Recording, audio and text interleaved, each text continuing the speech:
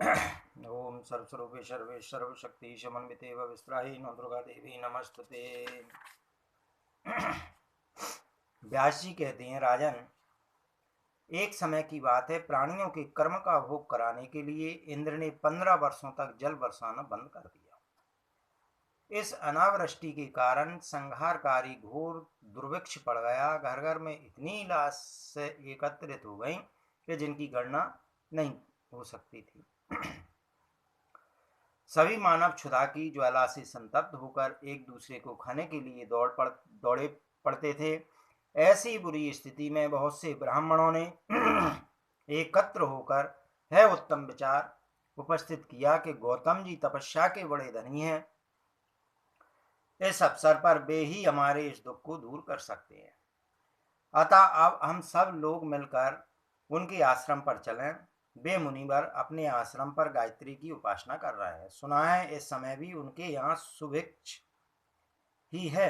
बहुत से प्राणी वहां पहुंच चुके हैं। इस प्रकार विचार करके वे सभी ब्राह्मण अपने अग्निहोत्र के सामान, कुटुंबी, गौधन तथा दास दासियों को साथ लेकर गौतम जी के आश्रम पर गए।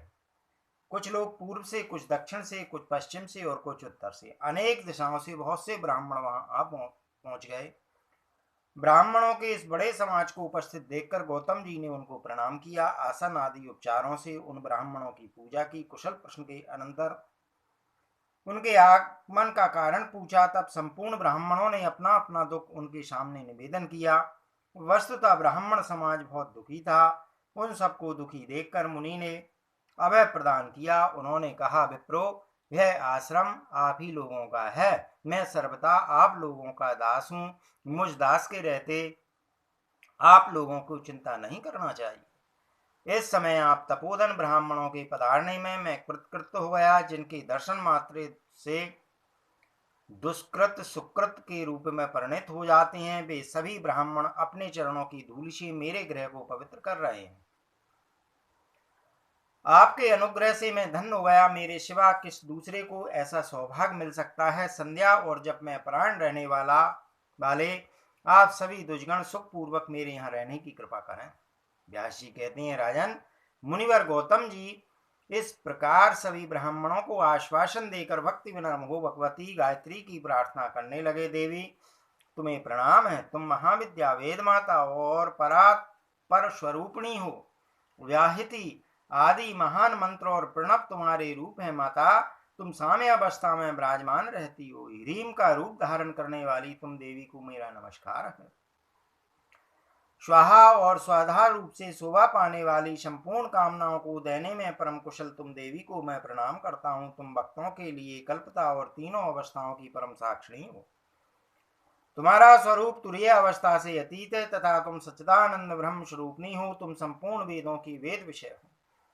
सूर्य मंडल में तुम्हारा निवास है। प्रातः काल में तुम बाल सूर्य के समान रक्त वर्ण वाली कुमारी, मध्यान्ह काल में श्रेष्ठ उक्ति और सायंकाल में वृद्धा के रूप से विराजती हो। मैं तुम्हें नित्य प्रणाम करता हूँ। संपूर्ण प्राणियों का उद्धार करने वाली देवी परमेश्वरी, तुम मेरे अपराध क्षमा करो। गौतम जी के इस प्रकार स्तुति करने पर भगवती जगदम्बा उनके सामने प्रकट हो गई। उन्होंने मुनि को एक ऐसा पूर्ण पात्र दिया जिससे सबके भरण पोषण की व्यवस्था हो सकी थी। साथ ही उन भगवती जगदम्बा ने मुनि से कहा, मुनि, तुम्हें जिस जिस वस्तु की इच्छा होगी मेरा दिया हुआ है पात्र उसे पूर्ण कर देगा। यों कहकर श्रेष्ठ कला धारण करने वाली भगवती गायत्री अंतर्ध्यान हो गई। राजन, उस समय उस पात्र से प्राप्त अन्नों के इतने ढेर लग गए मानो पर्वत हों। 6 प्रकार के विविध रस, भांति भांति के तृण, दिव्य भूषण, रेशमी वस्त्र, यज्ञों की सामग्रियां तथा अनेक प्रकार के पात्र देवी के दिए हुए उस पूर्ण पात्र से निकल आए। राजन, मुनिवर गौतम जी बड़े महात्मा पुरुष थे। जिस जिस वस्तु के लिए उनके मन में इच्छा उत्पन्न होती थी वे सभी पदार्थ देवी गायत्री के पूर्ण पात्र से प्राप्त हो गए थे। उस समय मुनिवर गौतम जी ने संपूर्ण मुनियों को बुलाकर उन्हें प्रसन्नता पूर्वक धन दान, वस्त्र, भूषण आदि समर्पण किए। उनके द्वारा गाय, भैंस आदि पशु तथा श्रुक, श्रुवा आदि यज्ञ की सामग्रियां जो सबकी सब भगवती गायत्री के पूर्ण पात्र से निकली थी, आए हुए ब्राह्मणों को प्राप्त हुई। सभी लोग एकत्रित होकर गौतम जी की आज्ञा से यज्ञ करने लगे। स्वर्ग की समानता रखने वाला है आश्रम उस समय एक महान विस्तृत आश्रय क्षेत्र हो गया था।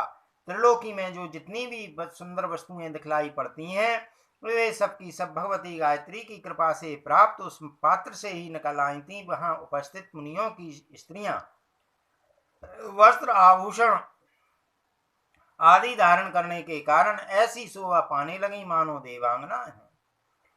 साथ ही वस्त्र, चंदन और भूषणों से अलंकृत ब्राह्मण गण भी इंद्र जैसे प्रतीत हो रहे थे। उस समय गौतम जी के उस आश्रम पर नित्य उत्सव मनाया जाता था। न किसी को रोग का किंचित मात्र भय था और न दैत्य ही किसी को भय पहुंचा सकते थे।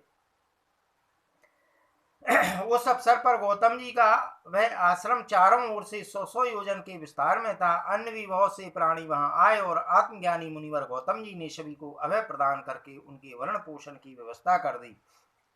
अनेक प्रकार के महान यज्ञ विधिवत संपन्न होने के कारण उस समय देवता भी परम संतुष्ट हो गए। उन्होंने गौतम जी के यश की पर्याप्त प्रशंसा की। महान यशस्वी इंद्र ने भी अपनी सभा में यह श्लोक कहा, अहो है गौतम मुनि, हम लोगों के लिए इस समय स्वयं कल्पवृक्षी बन गए हैं, तभी तो इन महाभाग के द्वारा हमारे सभी मनोरथ पूर्ण हो रहे हैं। अन्यथा इस दुष्काल में जब भी जीने की आशा भी अत्यंत दुर्लभ थी, हमारे लिए कौन हवि प्रदान करता। इस प्रकार मुनिवर गौतम जी 12 वर्षों तक श्रेष्ठ मुनियों के भरण पोषण की व्यवस्था करते रहे। वे पुत्र के समान सबकी सार संभाल करते रहे, तथापि उनके मन में अभिमान की गंध तक भी नहीं आ सकी। उन मुनिवर ने गायत्री की आराधना के लिए एक श्रेष्ठ स्थान का निर्माण करवा दिया था। सभी प्रधान प्रधान मुनि वहां जाकर भगवती जगदम्बा की उपासना करते थे। परम भक्ति के साथ तीनों समय प्रातः, मध्यान्ह, सायं वहां पुरस्चरण आदि कर्म संपन्न होते थे। अब भी उस स्थान पर भगवती का रूप प्रातः काल में बाला, मध्यान्ह काल में युक्ति तथा सायंकाल में वृद्ध अवस्था से संपन्न दृष्टिगोचर होता था।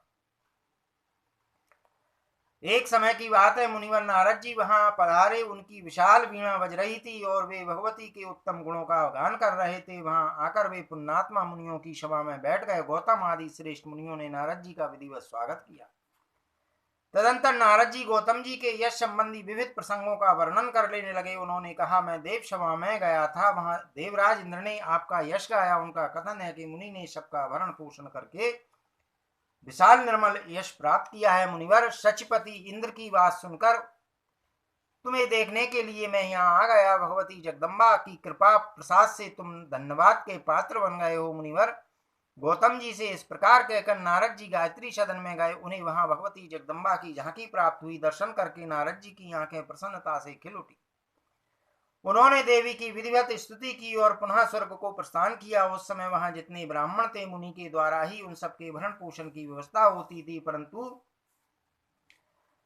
उनमें से कुछ कृतज्ञ ब्राह्मण गौतम जी के इस उत्कर्ष को सुनकर ईर्षा से जल उठे। उन्होंने दोषवश निश्चय किया कि जिस किसी प्रकार से हमें सर्वथा यही प्रयत्न करना चाहिए जिससे उनकी ख्याति न बढ़े। उन लोगों ने इस प्रकार का निश्चित विचार कर लिया। तदंतर कुछ दिनों के बाद धरातल पर वृष्टि भी होने लगी। राजेंद्र, अब संपूर्ण देशों में सुभिक्ष की बातें सुनाई पड़ने लगी। उसे सुनकर वे ब्राह्मण एकत्रित हुए और उन्होंने गौतम जी को शाप देने का विचार किया। महाराज, काल की महिमा का वर्णन कौन कर सकता है। राजन, उन कृतज्ञ ब्राह्मणों ने माया की एक गऊ बनाई। उस गऊ का शरीर जीर्ण शीर्ण था। अब वह मरना ही चाहती थी। जिस समय मुनिवर गौतम जी हवन काल उपस्थित होने पर यज्ञशाला में हवन कर रहे थे, उसी क्षण वहां गऊ वहां पहुंची। मुनि ने हुम हुम इन शब्दों से उसे वारण किया। इतने में ही उस गऊ के प्राण निकल गए। फिर तो उन ब्राह्मणों ने हल्ला मचा दिया कि इस दुष्ट गौतम ने गऊ की हत्या कर दी।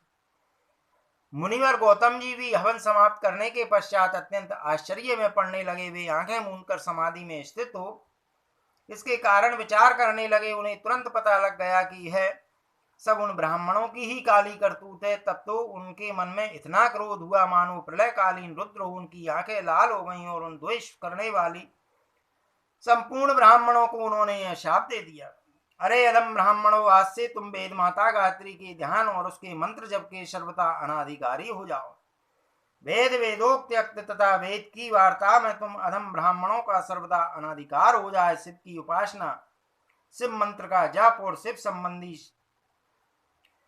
शास्त्र के अध्ययन के लिए भी तुम अधम ब्राह्मण सदा अनाधिकारी हो जाओ। मूल प्रकृति भगवती श्री देवी के ध्यान तथा उनकी कथा के श्रवण में तुम्हारा अधिकार नहीं होगा, जिससे तुम सदा नीच श्रेणी के ब्राह्मण समझे जाओगे। देवी के मंत्र, देवी के स्थान और उसके अनुष्ठान कर्म में तुम्हारा अनाधिकार होगा, अतः तुम सदा अधम समझे जाओगे। देवी का उत्सव देखने और उनके नामों का कीर्तन करने में विमुख होने के कारण तुम सदा अधम बने रहोगे। देवी भक्त के समीप रहने और देवी भक्तों की अर्चना करने के लिए अनाधिकारी होकर तुम लोग सदा नीच ब्राह्मण की श्रेणी में रहोगे। भगवान शिव का उत्सव देखने और शिव भक्त का सम्मान करने में तुम्हारा अधिकार नहीं होगा,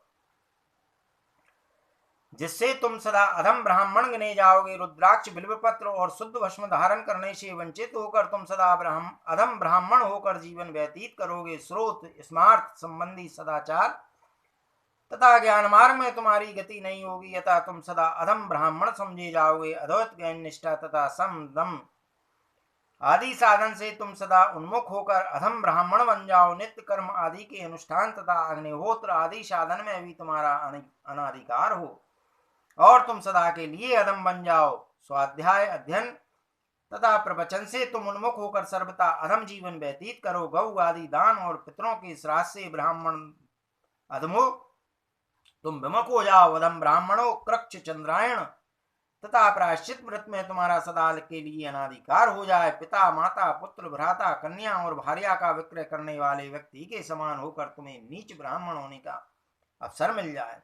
अधम ब्राह्मणों वेद का विक्रय करने वाले तथा तीर्थ एवं धर्म बेचने में लगे हुए नीच व्यक्तियों को जो गति मिलती है वही तुम्हें प्राप्त हो। तुम्हारे वंश में उत्पन्न स्त्री तथा पुरुष मेरे दिए हुए साप से दग्ध होकर तुम्हारे ही समान होंगे। बहुत कहने से क्या प्रयोजन।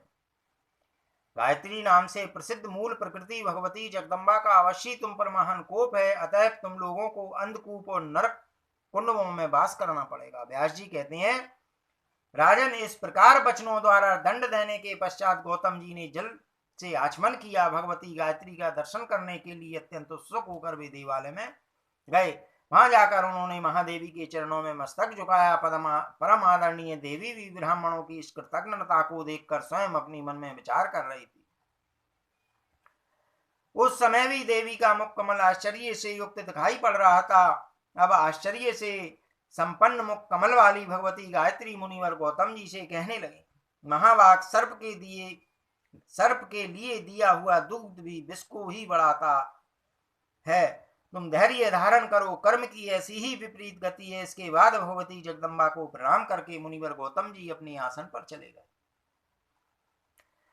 तदंतर साप से दग्ध होने के कारण उन ब्राह्मणों ने जितना वेद अध्ययन किया था वह सबका सब विस्मृत हो गया। गायत्री मंत्र भी उनके लिए अनभ्यस्त हो गया। वह एक अत्यंत भयानक दृश्य उनके सामने उपस्थित हो गया। वे सब एकत्र होकर अत्यंत पश्चाताप करने लगे। फिर उन लोगों ने मुनि के सामने दंड की भांति पृथ्वी पर पड़कर उन्हें प्रणाम किया। लज्जा के कारण उनके सिर झुके हुए थे और वे कुछ भी कहने में असमर्थ थे। वे बार बार यही कह रहे थे कि मुनिवर प्रसन्न होइए, प्रसन्न होइए, प्रसन्न होइए। जब मुनिवर को चारों ओर से होकर वे प्रार्थना करने लगे तब दयालु मुनि का हृदय करुणा से भर गया। उन्होंने उन नीच ब्राह्मणों से कहा, ब्राह्मणों, अब तक भगवान श्री कृष्णचंद्र का अवतार नहीं होगा, तब तक तो तुम्हें कुंभीपाक नरक में अवश्य रहना पड़ेगा, क्योंकि मेरा वचन मिथ्या नहीं हो सकता। यह तुम्हें समझ लेना चाहिए। इसके बाद तुम लोगों का भूमंडल पर कलयुग में जन्म होगा। मेरी कही हुई सभी बातें होकर रहेंगी, ये अन्यथा नहीं हो सकती। हाँ, यदि तुम्हें साप से मुक्त होने की इच्छा है तो तुम सब लोगों के लिए परम आवश्यक है कि भगवती गायत्री के चरण कमल की सतत उपासना करो। व्यास जी कहते हैं, राजन, इस प्रकार कहकर ब्राह्मणों को विदा करने के पश्चात यह सब कुछ प्रारब्ध का प्रभाव है, यूं विचारते हुए मुनि ने अपना चित्त शांत कर लिया। राजन, यही कारण है कि भगवान श्री कृष्ण के परम धाम पधार जाने पर जब कलयुग आ गया तब कुंभीपाक नरक से ब्राह्मण निकल आए। भूमंडल पर उनकी उत्पत्ति हुई। पूर्व काल में जितने ब्राह्मण साप से दग्ध हो चुके थे वे ही त्रिकाल संध्या से हीन तथा गायत्री की भक्ति से विमुख होकर ब्राह्मण की जाति में उत्पन्न हुए हैं। उस साप के प्रभाव से ही वेद के प्रति उनमें श्रद्धा नहीं रही और वे पाखंड का प्रचार करने लगे। वे अग्निहोत्र आदि सत्कर्म नहीं करते तथा उनके मुंह से स्वधा और स्वाहा का उच्चारण नहीं होता। कितने तो ऐसे हैं जिन्हें मूल प्रकृति अव्यक्त स्वरूपनी भगवती जगदम्बा का किंचित मात्र भी ज्ञान प्राप्त नहीं है। उन सबके दंडित होने पर भी उनके द्वारा दुराचार का ही प्रचार होता है। बहुत से लंपट तो ऐसे हैं जो अत्यंत दुराचारी होकर पर स्त्रियों के साथ कुलसित व्यवहार करने के कारण अपने घृणित कर्म के प्रभाव से पुनः कुंभी पाक नरक में ही जाएंगे। अतएव राजन, सब प्रकार से भगवती परमेश्वरी की ही आराधना करना चाहिए। अब इसके बाद मणिद्वीप का वर्णन करता हूँ, सुनो। है सुंदर स्थान, जगत को उत्पन्न करने वाली आदि शक्ति भगवती भुवनेश्वरी का दिव्य परम धाम है।